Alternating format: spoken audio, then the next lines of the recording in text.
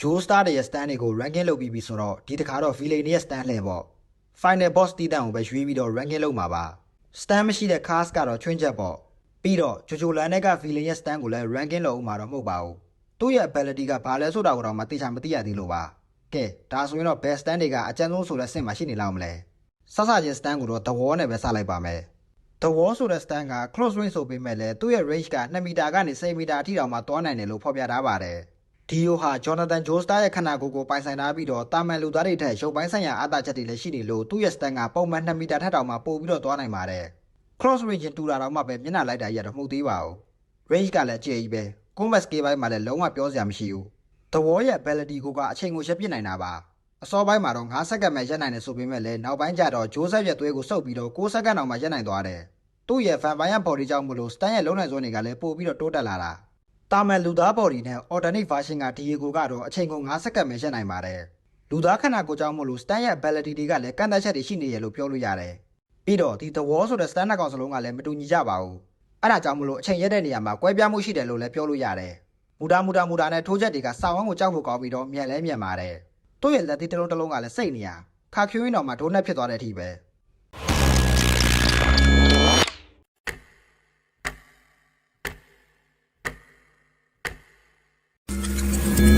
Star Platinum နဲ့အတူတူပဲလို့ထင်ရပေမဲ့လည်းသူ့ရဲ့ status တွေကိုတော့တစ်ချက်လောက်ကြည့်ကြမယ် Destructive Power မှာ A Speed ကလည်း A Range ကတော့ C ဒါမဲ့လည်းသူက10မီတာထိတောင်မှသွားလို့ရတယ် Persistence မှာကတော့ A Precision မှာကတော့ B Star Platinum က A သူကတော့ B ဆိုပေမဲ့လည်း Star Platinum နဲ့ရှင်ထိုးနိုင်တာပဲဆိုတော့သိတော့မကွာပါဘူး Potential မှာကတော့ B Battle Experience ပိုများရင်များသလိုမျိုးဒီထက်ပိုပြီးတော့ကျန်းလာနိုင်ပါတယ် Star Platinum နဲ့ကအတူတူပဲလို့ဆိုပေမဲ့လည်းအချိန်ရက်နိုင်တဲ့စက္ကန့်ကပိုပြီးတော့များတာရယ် Potential မှာနည်းနည်းလေးပိုပြီးတော့တာတာရယ်တော့ရှိပါတယ်အဲ့တော့ The Wall ကိုတော့ A မှာပဲထားလိုက်ပါမယ်နောက်တစ်ကောင်ကတော့ Killer Queen Yoshikage Kira ရဲ့ Killer Queen ကတော့ Close Range Stand တစ်ကောင်ပါ Ability ကိုဦးစားပေးထားတဲ့ Stand ဆိုပေမဲ့လည်းသူ့ရဲ့ Combat Skill ကလည်းအားကောင်းပါတယ် Killer Queen ရဲ့အဓိကစွမ်းရည်ကတော့တက်ရှိပဲဖြစ်ဖြစ် Object တွေပဲဖြစ်ဖြစ်သူ့ရဲ့လက်နဲ့ထိမိလိုက်ရုံနဲ့ဘုံဖြစ်ပြောင်းလဲပြနိုင်တာပါလူတယောက်လုံးကိုဘုံဖြစ်နဲ့ပြောင်းလဲပြလိုက်မယ်ဆိုရင်တော့မှပြက်မှတ်ကသူ့ကိုယ်သူဘုံဖြစ်နေမှန်းတော့မှသတိထားမိမှာမဟုတ်ပါဘူးပြီးတော့ကြိုက်တဲ့ချိန်ဖောက်ခွဲပြလိုက်လို့ရတယ်ပြက်မှတ်ကိုထားရထိစရာမလိုဘဲနဲ့ object တစ်ခုကိုဘုံဖြစ်ပြောင်းထားပြီးတော့သူထောင်ထားတဲ့ဘုံကိုပြက်မှတ်ကလာထိမှတန်းပြီးတော့ဖောက်ခွဲပြလိုက်လို့လည်းရတယ် object တစ်ခုကိုဘုံဖြစ်နဲ့ထားပြီးတော့ဖောက်ခွဲတာပဲဖြစ်ဖြစ်လူတယောက်လုံးကိုပဲဘုံဖြစ်နဲ့ပြောင်းပြီးတော့ဖောက်ခွဲပြလိုက်မယ်ဆိုရင်လည်း Kira သေစေခြင်းတဲ့လူတယောက်လုံးကအဝတ်စားတွေပါမကြံအတန်အဆင့်ထိကိုပြဖြစ်သွားမှာပါတခါတလေတော့အတန်အကျယ်ကြီးနဲ့ပောက်ကွဲတာမျိုးမဟုတ်ပဲနဲ့ဖြည်းဖြည်းချင်း favorite ဖြစ်အောင်လုပ်သွားတာကိုလည်းမြင်ရပါတယ်အားနည်းချက်ကတော့ဘုံကိုတစ်ချိန်မှာတစ်ခုပဲပြောင်းနိုင်တာပါပြီးတော့လေတို့မရှိတဲ့နေရာမှာဆိုရင်လည်းမပေါက်ကွဲနိုင်တယ်လို့မျိုးခေလာကွင်းရဲ့လက်မနဲ့ခလုံးနှိပ်တဲ့ပုံစံကိုတားနိုင်မယ်ဆိုရင်လည်းဘုံကပေါက်ကွဲတော့မှာမဟုတ်ပါဘူးရှီယာဟာအထက်လို့ခေါ်တဲ့အပူချိန်ကိုလိုက်ပြီးတော့ပြက်မှတ်ကိုအလိုလျော့လိုက်ပြီးတော့ဖောက်ခွဲလို့ရတဲ့ဘုံတန်လေးလည်းရှိပါတယ်အဲ့ဒီတန်ကလေးကစောင်းဝမ်းမှာပြီးတော့ Star Platinum ရဲ့လက်သီးနဲ့တောင်မှမပြတ်စည်းပါဘူးအပူချိန်နောက်ကိုပဲလိုက်တာမို့လို့တစ်ခါတလေမှာအပူချိန်ပိုပြင်းတဲ့အရာတွေကိုသာအာယုံဆိုင်မိနေတဲ့လို့သူ့ရဲ့ပြက်မှတ်ကိုတော့တိတိကျကျတိုက်ခိုက်နိုင်စွမ်းမရှိပါဘူးဒါမဲ့ဖောက်ခွဲနိုင်တဲ့အချိန်ရဲ့ကန့်သတ်ချက်ကတော့မရှိဘူးဆိုတော့တော်တော်ကျန်းတယ်လို့ပဲပြောရမယ်တတိယမြတ်ဘုံလို့ခေါ်တဲ့ Bite the Dust ဆိုရင်လည်းအချိန်ကိုတနာရီတိတိနောက်ပြန် rewind လုပ်လို့ရပါတယ် Bite the Dust ကလူတစ်ယောက်ကို hostage ထားပြီးတော့ Kira ရဲ့အကြောင်းကိုဖော်ကောင်လုပ်တာပဲဖြစ်ဖြစ်သူ့ရဲ့ identity ကိုသိသွားပြီးဆိုတာနဲ့အလိုလိုပောက်ကွဲပြီးတော့တည်ဆုံသွားနိုင်ပါတယ်အဲ့လိုပောက်ကွဲပြီးတာနဲ့ပဲဒါတွေမဖြစ်ခင်လွန်ခဲ့တဲ့တနာရီအချိန်ကိုပြန်ရောက်သွားမှာပါအချိန်တွေနောက်ပြန်လှည့်သွားတယ်ဆိုပေမဲ့လည်း Bite the Dust ကြောင့်တည်ဆုံသွားတဲ့သူက timeline အသစ်မှာလည်းမလွယ်မသွေပြန်ပြီးတော့တည်ဆုံရမှာပါပြီးတော့အဲ့ဒီ hostage က time loop အတွင်းကမှတ်ဉာဏ်တွေကိုပါမိသွားပါလိမ့်မယ်အားနည်းချက်လို့ပဲပြောရမလား Bite the Dust တွင်းတာခံရတဲ့အချိန်မှာတော့ Kira နာမှာ Killer Queen ကရှိမနေတော့လို့အကာအကွယ်တော့မဲနေပါလိမ့်မယ်ပြီးတော့ Bite the Dust ကိုလည်း stand user မဟုတ်တဲ့တာမန်လူတွေပေါ်မှာပဲတက်ပြီးလို့ရပါတယ် Killer Queen 第3の爆弾 Bite the Dust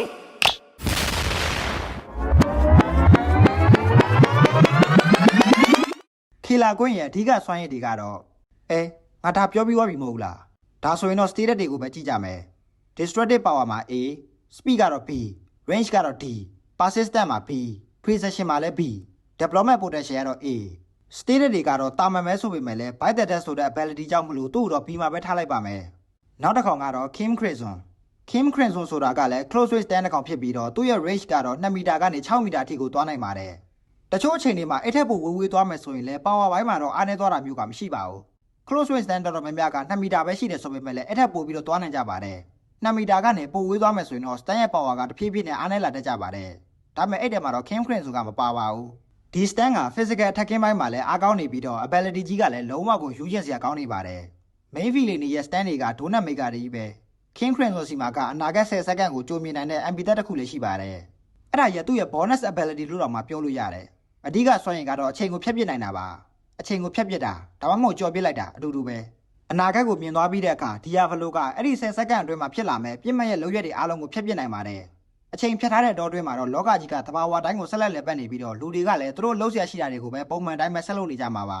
ါပေမဲ့အဲ့ဒီ10စက္ကန့်အတွင်းသူတို့လှုပ်ခဲ့တဲ့အရာတိုင်းရဲ့ရလဒ်တွေနဲ့မှတ်ဉာဏ်တွေကတော့ပျောက်ကွယ်သွားတတ်ပါတယ်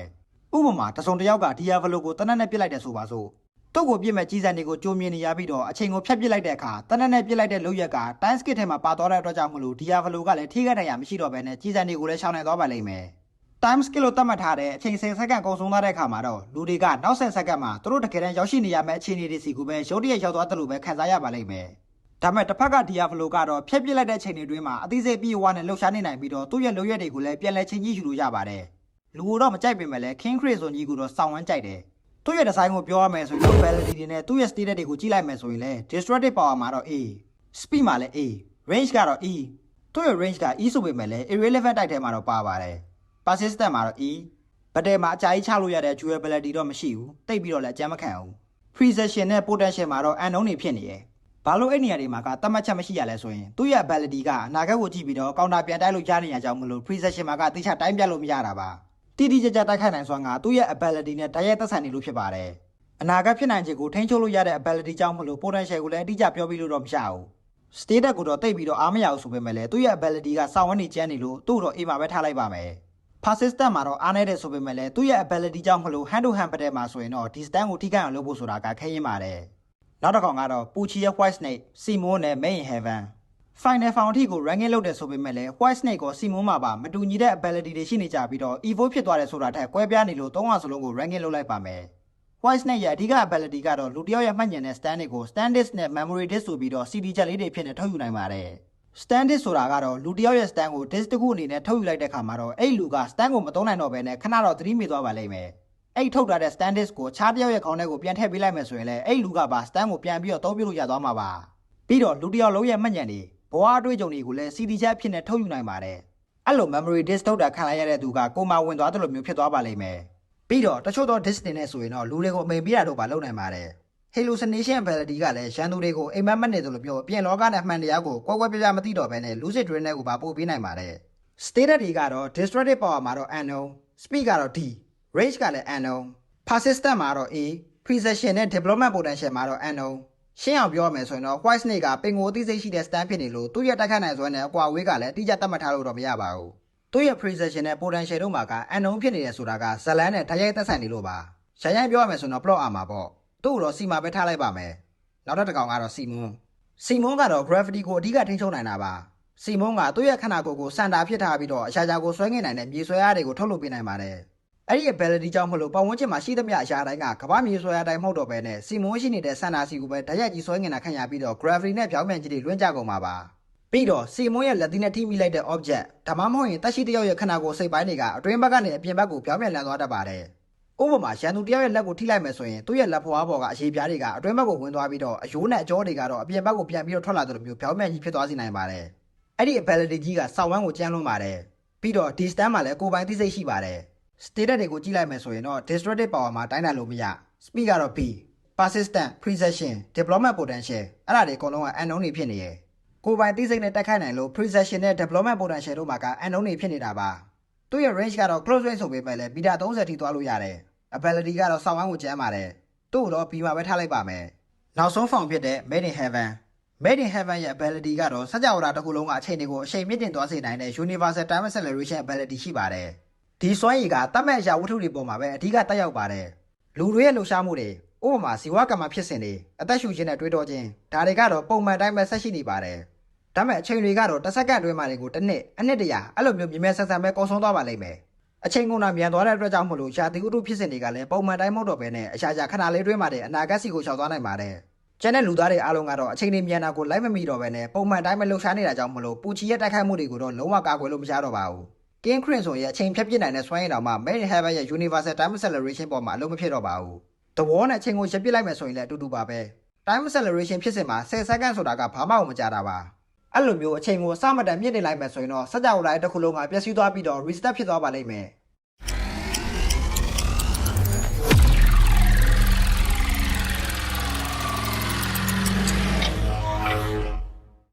ဟာပြီးသွားပြီလားဟာနေုံအစပြင်စမယ် Mary Heaven ရဲ့ status တွေကိုကြည့်လိုက်မယ်ဆိုရင် destructive power မှာ P speed ကတော့ immeasurable range ကတော့ C persistent မှာ A precision မှာကတော့ C development potential မှာကတော့ A Mary Heaven ကပြီးခဲ့တဲ့ stand တွေအားလုံးထပ်သားပါတယ်သူ့ကိုတော့ S မှာပဲထားလိုက်ပါမယ်နောက်ထပ် stand တစ်ကောင်ကတော့ Fanny Valentine ရဲ့ D4C D4C ရဲ့ let train က blessing လောက်တာခံရရလို့သူ့ရဲ့ ability စစ်တော့မဟုတ်ပါဘူးဒါမဲ့လည်း final found ထိက power တွေကိုပဲ ranking လောက်တာဆိုတော့ let train ရဲ့ effect တွေကိုပါထည့်ပြီးတော့ပြောလိုက်ပါမယ်D4C ကသူ့ရဲ့ ability မပါဘဲနဲ့တောင်မှကြမ်းထနေပြီသားဘာလို့အဲ့လိုပြောနိုင်တာလဲဆိုရင်တော့သူ့ရဲ့ status တွေကိုရှင်းဆုံးပြပေးမယ် destructive power မှာ A speed မှာလည်း A range ကတော့ C persistent precision development potential အကုန်လုံးက A တွေကြီးပဲမှန်တယ်ပြောရင်ဒီ status က star blood တွေနဲ့အတူတူပဲအဲ့တော့ hand to hand battle မှာ star blood တွေနဲ့ကျန်းတယ်လို့မျိုးဒီကောင်ကလည်းကျန်းနေပါပါ D4C ဆိုတဲ့ stand က multiverse တွေခြားတဲ့က parallel war တွေကိုစိတ်ကြိုက်ကူးတန်းသွားလာလို့ရတဲ့ ability ကိုပိုင်ဆိုင်ထားပါတယ်အဲ့လိုကူးတန်းသွားလာဖို့ဆိုရင် Fanny Valentine က object နှစ်ခုရဲ့ခြားထဲမှာရှိနေဖို့လိုပါတယ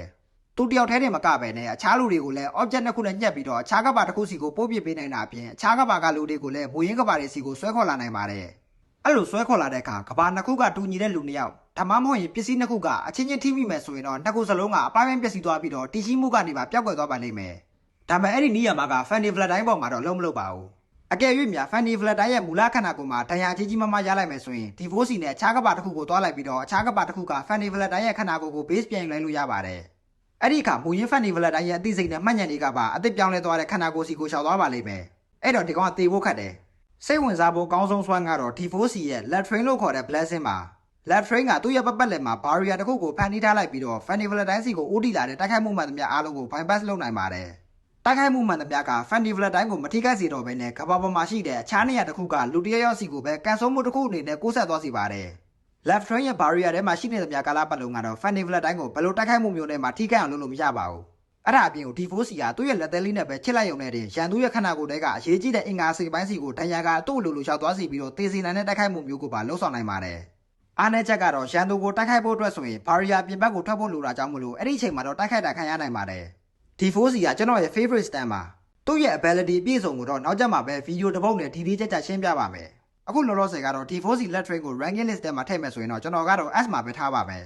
let train တာမရှိဘူးဆိုရင်တော့သူ့ရဲ့စင်က B မှာပဲရှိနေမှာပါကဲနောက်ဆုံးပိတ်ကတော့ one hour view ပါ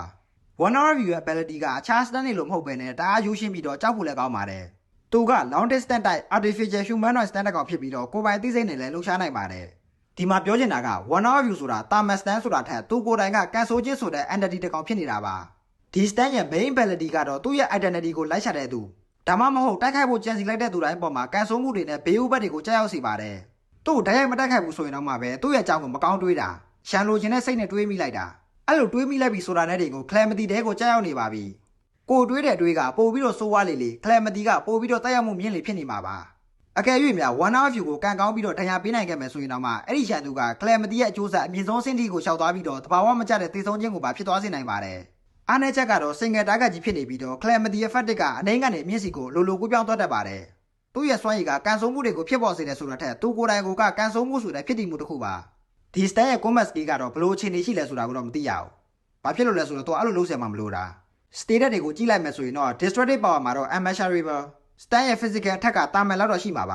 ါဒါပေမဲ့ Calamity ကြောင့်မလို့သူ့ရဲ့အဖြတ်စွမ်းရည်ကိုတော့အတိအကျသတ်မှတ်ထားလို့မရဘူး speed ကတော့ A ဆိုပေမဲ့လည်းသူ့ရဲ့အကြောင်းကိုမကောင်းတွေးလိုက်မိတဲ့သူဒါမှမဟုတ်ရင် Calamity တဲကိုကြားရောက်နေတဲ့သူအဲ့လိုလူတွေစီကိုတိုက်ရိုက် teleport သွားလို့ရတယ် range ကတော့ immeasurable Calamity ရဲ့တက်ရောက်နိုင်တဲ့အကွာအဝေးကကန့်သတ်မရှိပါဘူး persistent နဲ့ precision မှာ A development potential ကတော့ E သူ့ရဲ့ status ကနည်းနည်းတော့ကြောင်းတောင်းနိုင်တယ်ဒါပေမဲ့ ability ကြောင့်မလို့သူ့ကိုတော့ S မှာပဲထားလိုက်ပါမယ်တခြားကြည့်လိုက်တော့မှာပဲ main feeling တွေရဲ့ rank list က D တို့ E တို့မရှိဘူးပဲမျက်နှာလိုက်တာတော့မဟုတ်ဘူးအဲ့လိုနေရာနဲ့တကယ်ကိုမတန်လို့ပါကဲဒါကတော့ feeling stand တွေရဲ့ ranking list ပါ downplay ထားတာလည်းတခုမှမပါသလို fair ဖြစ်အောင်ပဲ list လုပ်ထားပါတယ် personal ranking ဖြစ်နေလို့ဒါကိုအတီးယူခြင်းလည်းရတယ်မယူခြင်းလည်းရတယ်နောက်ဗီဒီယိုမှာပဲပြန်တွေ့ကြတာပေါ့လစ်ပြီ